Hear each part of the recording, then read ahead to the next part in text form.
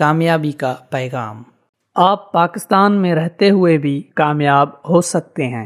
لاہور شہر کے مشہور علاقہ گوال منڈی کی گلیوں میں ایک بی اے پاس نوجوان دوست و احباب کے ساتھ بیٹھ کر خوش گپیاں لگانے میں مصروف ہوتا اور کبھی لاہوری کھانوں سے لطف اندوز ہو رہا ہوتا، لیکن کسی کو خبر نہیں تھی کہ وہ نوجوان اپنی محنت، بہترین اخلاق اور ہمدردی کے جذبے سے لبریز دل کے ساتھ آئندہ وقتوں میں پاکستان کا 2 مرتبہ وزیر اعظم بنے گا۔ پورا ملک اس کو عزت و وقار کی نگاہ سے دیکھے گا اور وہ ایک طویل جلاوطنی کے باوجود بھی عوام کے دل کی دھڑکن بنا رہے گا، بے شمار غریبوں کو آسانیوں سے نوازے گا اور لوگ اسی نواز شریف کے نعرے لگائیں گے۔ نوجوان اپنے پورے تعلیمی کیریئر میں بہت اعلیٰ نمبر اور پوزیشن حاصل نہیں کر سکا، لیکن اس کے دل میں ایک خواہش جنون بن کر انگڑائیاں لے رہی تھی کہ میں نے اپنے ملک پاکستان کے لیے کچھ کرنا ہے۔ آخر اس کا جذبہ رنگ لے آیا اور اس نے ہمارے ملک کو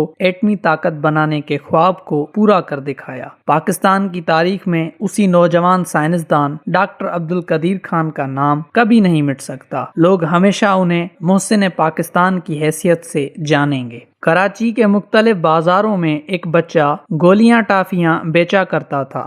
غربت کے غم کو مٹانے کے لیے اس نے بہت محنت کی، لیکن خدا تعالیٰ نے اس کو ایک بہت بڑے مشن کی تکمیل کے لیے بھیجا تھا۔ اس کے پاس ہر انسان کے لیے ہمدردی اور محبت تھی۔ دوسروں کی بے لوث مدد کرنے سے اس کی روح کو چین ملتا تھا۔ اس کی محنت ایک دن رنگ لے آئی اور وہ دنیا کا سب سے بڑا ایمبولینس موبائل سسٹم بنانے میں کامیاب ہو گیا۔ اس کا نام Guinness book of world record میں بھی درج ہوا اور اس کی محنت اور ہمت کی بدولت ایدھی نام کا ایک بڑا فلاحی ادارہ پورے ملک میں سرگرم عمل ہو گیا۔ ہم سب محترم عبدالستار ایدھی صاحب کے شکر گزار ہیں کہ وہ انسانیت کے لیے اتنی خدمت کر رہے ہیں۔ اسے بچپن سے ہی پڑھنے کا بہت شوق تھا، لیکن گھر کے حالات اس کی پڑھائی میں رکاوٹ پیدا کر رہے تھے۔ والد صاحب ایک مزدور تھے، اس لیے وہ اس کے تعلیمی اخراجات کو برداشت نہ کر سکے۔ آخر اس نے دودھ بیچنا شروع کر دیا اور تعلیمی اخراجات کی ذمہ داری اپنے سر لے لی۔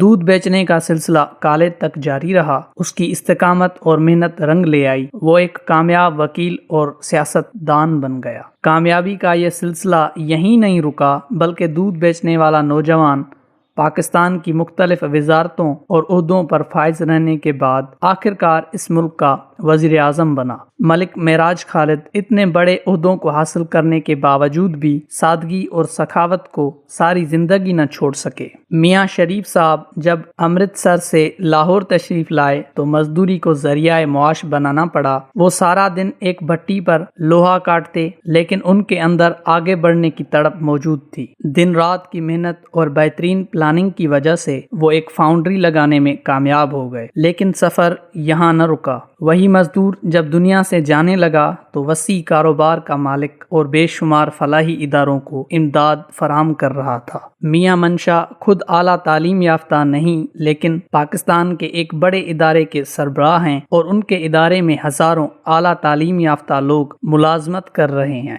اسی طرح ملک ریاض بحریہ ٹاؤن والے زیادہ پڑھے لکھے نہیں ہیں، لیکن ان کا شمار پاکستان کے امیر ترین افراد میں ہوتا ہے۔ احسان دانش نے اینٹیں اٹھا کر اپنا پیٹ پالنا شروع کیا، لیکن ان کے اندر شاعری کا سمندر ٹھاٹھے مار رہا تھا۔ آخر ایک دن ایسا آیا کہ جس یونیورسٹی کی دیواروں کی اینٹیں انہوں نے خود اٹھائی تھیں، اسی یونیورسٹی کی چھت تلے ان کی صدارت میں مشاعرہ ہوا۔ ملک واصف علی صاحب نے انگلش ٹیچر کی حیثیت سے اپنے کیریئر کا آغاز کیا۔ ایک پرائیویٹ ادارہ لاہور انگلش کالج بنایا، لیکن اپنی جہد مسلسل، حب الوطنی، دین دوستی اور باکمال شخصیت کی وجہ سے آج ان کے لاکھوں چاہنے اور ماننے والے موجود ہیں۔ دنیا گواہ ہے کہ حضرت واصف رحمۃ اللہ علیہ کی تحریروں نے لاکھوں لوگوں کی زندگی بدلی۔ جاوید چودھری لالا موسیٰ کے ایک انتہائی پسماندہ گاؤں میں پیدا ہوئے۔ اپنی تعلیم پوری کرنے کے بعد شعبہ صحافت سے وابستہ ہو گئے۔ کالموں کا سلسلہ شروع ہوا تو انہوں نے اپنے کالموں کو اتنے منفرد انداز میں لکھا کہ آج وہ پاکستان کے نامور ترین کالم نگار ہیں اور ان کی کتاب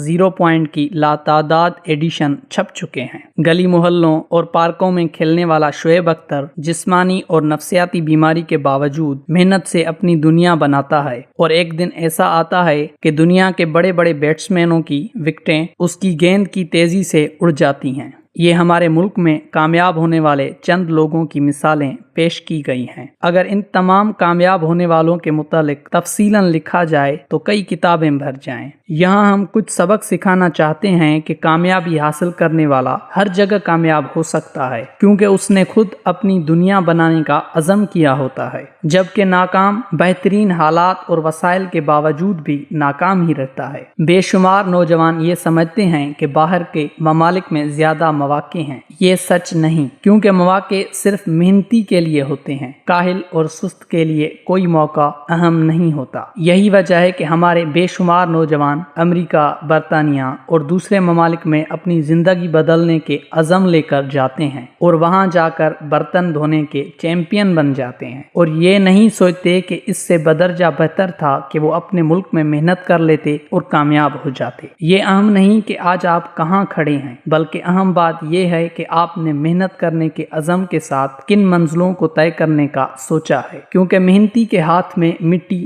سونا بن جاتی ہے اور کامچور کے ہاتھ میں سونا بھی مٹی بن جاتا ہے۔ پاکستان میں حقیقی کامیابی کے مواقع بہت زیادہ ہیں، کیونکہ یہاں مقابلہ بہت آسان ہے۔ زیادہ تر لوگ شعور کامیابی سے نابلد ہیں اور لوگوں کی ایک بڑی تعداد بے ایمان ہے، اس لیے یہاں زیادہ آسانی کے ساتھ ترقی حاصل کی جا سکتی ہے۔ کوئی بھی ایماندار ڈاکٹر، ٹھیکیدار، ٹیچر، بزنس مین، ملازم اور سیاست دان بہت تیزی کے ساتھ لوگوں کے دلوں کی دھڑکن بن سکتا ہے۔ اس کے برعکس ترقی یافتہ ممالک میں تعلیم کا معیار بہت بلند ہے۔ امریکہ میں کامیابی کا شعور اتنی تیزی سے پھیل رہا ہے کہ ہر نئے دن وہاں لاتعداد لوگ ملینئر بن جاتے ہیں۔ ہمارے ہاں یہ شعور عام نہیں، کیونکہ ہمارے ملک کے نوجوان فرسودہ تعلیمی نظام کی وجہ سے فقط تعلیم اور ڈگری کے چکر میں پڑے رہتے ہیں اور انہیں علم کی اصل افادیت کا اندازہ نہیں ہو پاتا۔ پوری دنیا کے 90% کروڑ پتی کامیاب لوگ سیلف میڈ